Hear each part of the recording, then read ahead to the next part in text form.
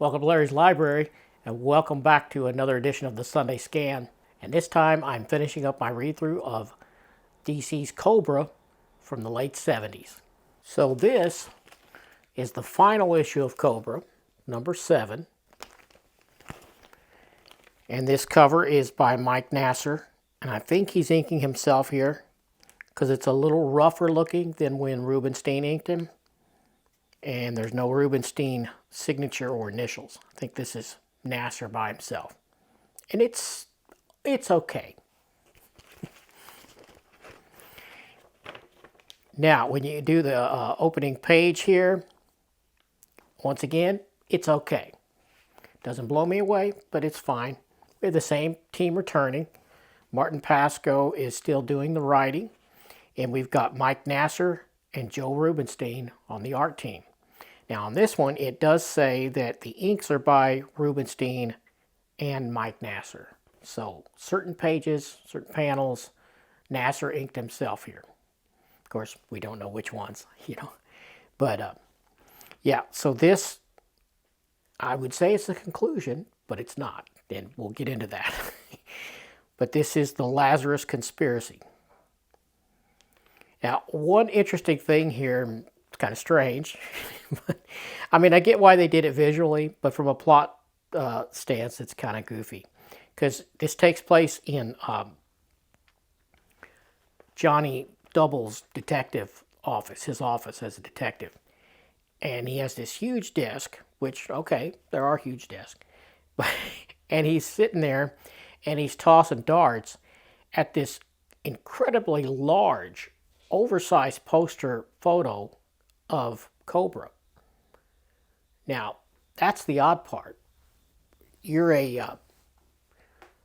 not a well-off detective. You're just a standard private detective with an office, with a shabby little office, but you pop to have a enormous poster-sized photo of one of your arch enemies, and you put that on the wall. It just seems a little ludicrous. I think that maybe should have been, an 8x10 or something, not a 4 foot long, maybe 6 foot. That's big poster. I mean, what would that cost to have made, especially in the late 70s? Wow, it's just crazy. But it makes for a good visual in the comic book, so I'm sure that's why they did it. Finally, Jason Burr meets up with Johnny Double here. And Johnny Double's here with his scientist friend, Ross Emerson, is with him in his office. And Jason Burr busts in. And at this point, Johnny Double had not met Jason Burr yet, not in person. They talked on the phone. So he doesn't recognize him. And of course, we get the familiar comic trope of, they have to have a fist fight and a battle here before they come to an understanding of, of who's who here. And they do. Some more great art here by Mike Nasser and Joe Rubenstein. I'll scan this page. Another great face. I mean, Nasser's faces are just awesome. Beautiful, beautiful art here. So on page 6 here, I'll scan this page too. More great pencil work and inks, where we learn that Jason Burr and Kobra's parents, we learn about their death and when that happened and how he couldn't even begin, Jason couldn't even manage to bring flowers to the grave himself. It would just mess him up too bad. So his girlfriend Melissa would always deliver the flowers to the grave for him every year. And that has been happening for 5 years, we learn, according to Jason Burr. And we'll get back to that because that's a plot point. Jason Burr, Johnny Double gives Jason the control bracelet that he obtained from Kobra in their battle on the Golden Gate Bridge in last issue. He gives it to Jason Burr, figuring he'll be able to hold on to it and take care of it until they figure out what to do with it. So they split up. And of course, Jason Burr decides to not go by their plan of doing this together. And he manages to get himself tractor beamed up into the Ark, Kobra's Ark, because he figures he's got to face his brother himself, and it's something he has to do. You know the trope. So he gets on the Ark, and he just single-handedly takes down like 5 of these Kobra agents. Okay. And then he finally has his face-off with his brother. Back up a little bit, because Jason, when he's explained about his parents' death, he explains that he can't go forward with their plan yet because he needed to be in New York to put flowers on his parents' grave. He does it every year, and Melissa is gone now. They can't find her, so she can't deliver it. So Johnny Double volunteers to take the flowers to the grave for him because he has to go to New York anyway. So Jason gives him the address of where the grave is, you know, where the cemetery, which cemetery, and all that. And then we jump to this scene here, and I'm going to scan this page because the art is beautiful. This takes place at night in a cemetery, and the lighting here and the shadows and the silhouetting is just beautiful. Just some gorgeous comic book art. I will scan this page for sure. And they're looking for the gravestones of Jason's parents, Johnny Double and Randu Singh. And this cemetery keeper comes up very creepily in the dark, pulls a gun on him, says, "Hey, what are you guys doing here?" You know.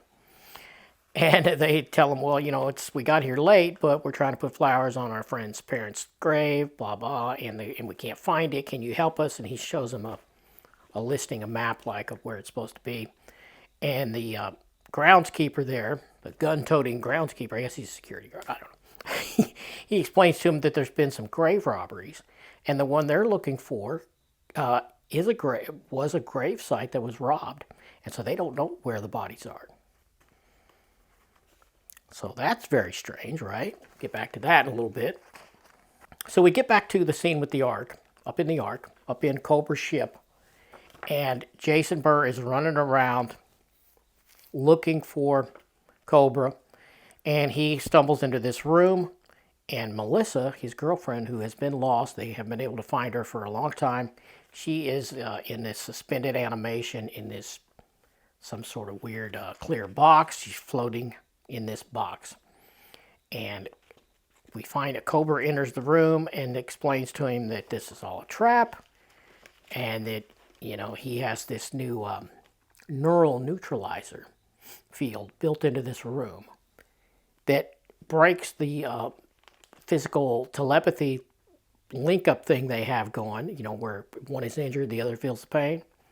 Well, with this thing turned on, then that link is severed. So he figures he can kill him during this time. And it has a limited amount of time this thing lasts. Then they have to wait, and he can redo it again. It's a whole thing. So he ends up capturing his brother, putting him in one of those boxes. Not sure why, he just didn't kill him outright. I guess because, you know, the villain has to gloat about their plans for world domination instead of just, you know, vanquishing their enemy when they had a chance. So, of course, Jason manages to break out of the restraint box he was in, whatever you want to call this force field thing. And they get into this big fist fight. And they tumble around. Kobra ends up knocking his brother off the Ark and lets him drop down into the ocean. Well, I guess this is not the ocean. It's the Hudson River, maybe? I don't know. But he drops him in the water. And on the last page of this issue, and by the way, in the letters page of this, they mention what's going to happen in issue 8. And they're all, you know, like business as usual. And the same thing with this last page. It says, next in Kobra 8, on sale the second week of February, the DOA conspiracy with special guest star, the Batman. But I digress. So on this last page, I'll show a scan of this. Kobra wheels out this weird contraption, this sci-fi looking double coffin thing with some doodads across it. You'll see in the scan. And it's got their mother and father who are dead at this point. And Kobra explains to him that he has figured out the secret to bringing back the dead. bringing them back to life. And so he wheels this contraption out and shows it, our parents must live again, you know. And it'll be the ultimate weapon against my brother, he says. Now, I mean, he's talking, I guess, to his minions, because at this point, Jason Burr is in the water. He's kicked him off the ship. You can only assume that at this point in the story that Kobra has, with this contraption, figured out how to bring people back to life from the dead. And that is how this ends, which is a non-ending. Oh, and before I close this book up, let me tell you this. The first letter featured here, it's like 4 paragraphs long, I'm not going to read it, but is by Fred Himbeck. So that's pretty cool, if anyone's familiar with Himbeck's work. His later work. He wasn't doing anything here, but he's a letter hack, so that's pretty neat. So, that is how that ended, and the book was canceled. We never got an issue 8, and so at this point we did not wrap up these storylines. But I did find out that the story did continue, at least the story that Martin Pascal had already been working on, along with Mike Nasser and Joe Rubenstein, all 3 of them. That story that would have been published in issue 8 is in this book. So, got it. This is some of the DC Comics dollar series that they had going on in the late 70s. So these were big, really thick comic books that, in this case, had 5 different stories in it. These do not seem to be reprints. I did not research that to determine if they were. I think they were original, just sort of odds and ends that they would collect together. And this one is 5-Star Superhero Spectacular #1 from 1977. And so you got in here, you got an Aquaman story, a Green Lantern story, an Atom story, a Flash story, and the last story is a Batman story. And that is what would have been Kobra #8. I'll show you this opening page of this story. Really nice artwork here by Mike Nasser and Joe Rubenstein. And so I tell you, while the story isn't great and the scripting is not up to Pasco's normal standards as far as I'm concerned in this final story of Kobra, the art is sort of fantastic. I mean, it was already good. I liked it in the Kobra book, but in this one, man, seeing them have their take on Batman is really good. In fact, if you had showed me this opening page here and not told me who it was, I might think it's Neil Adams. It's really good stuff. Very detailed and great. And what an awesome splash page here with the perspective shot and Batman upside down. Good stuff.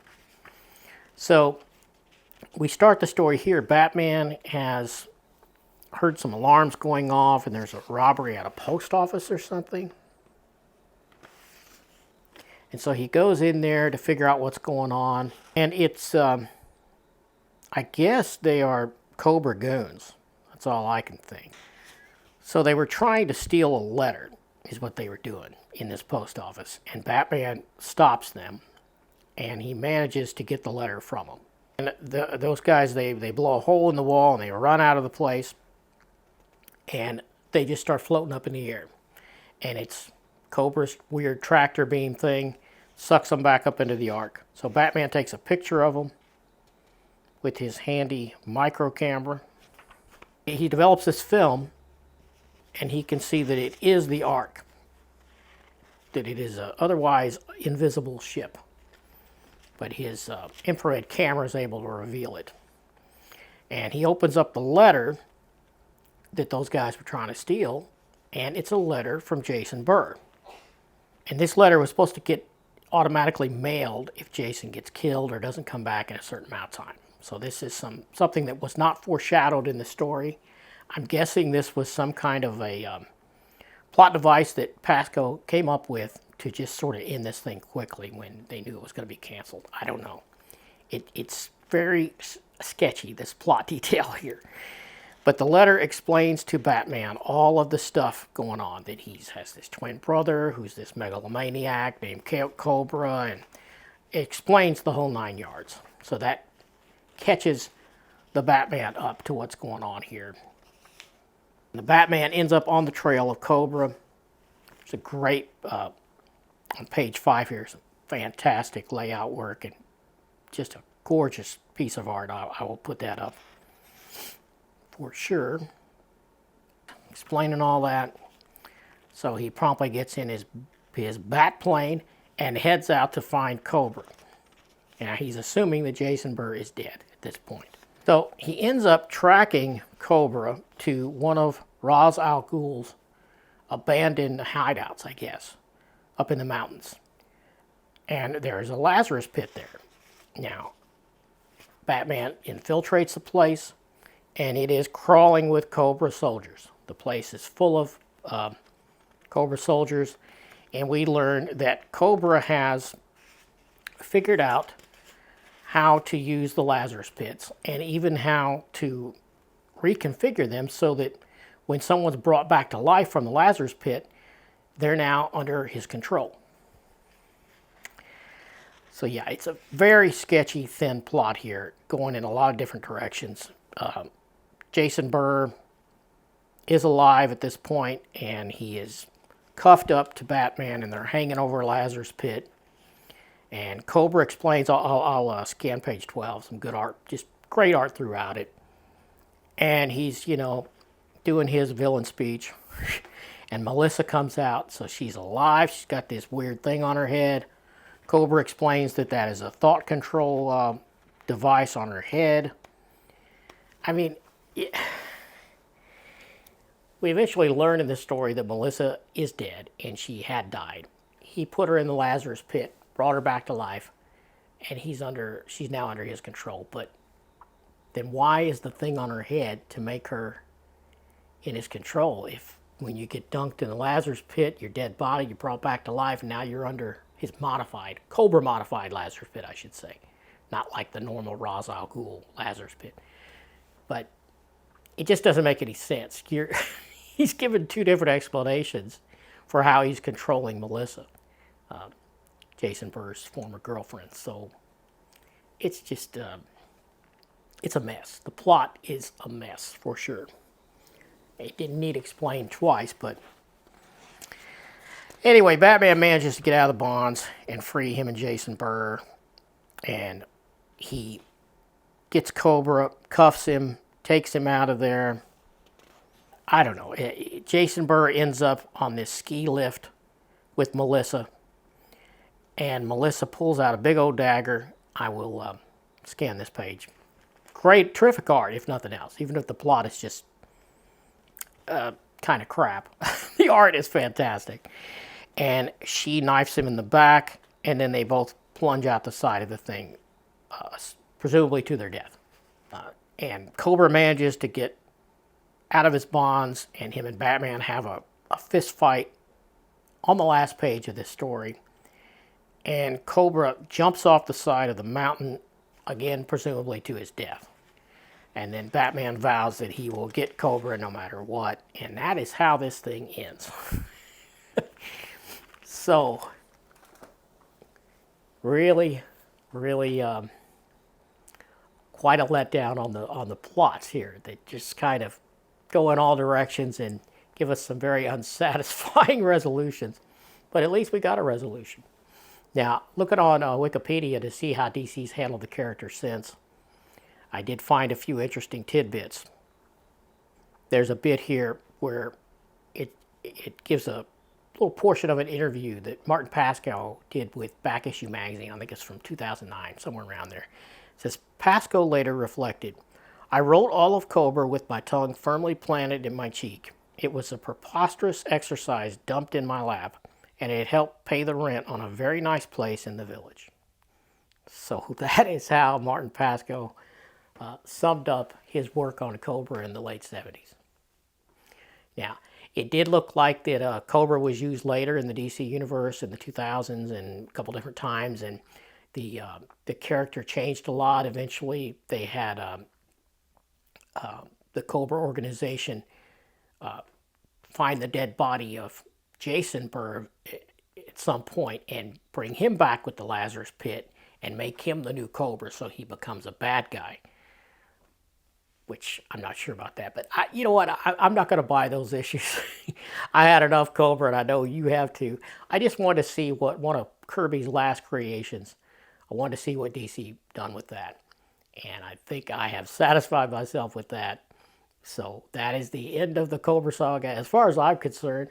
And I hope you enjoyed taking a look at this goofy bit of DC late 70s madness.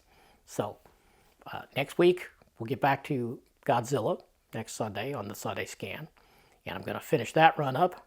And then I'm probably going to begin the Epic Elf Quest. So if you want to see that, come back for more and subscribe if you haven't already.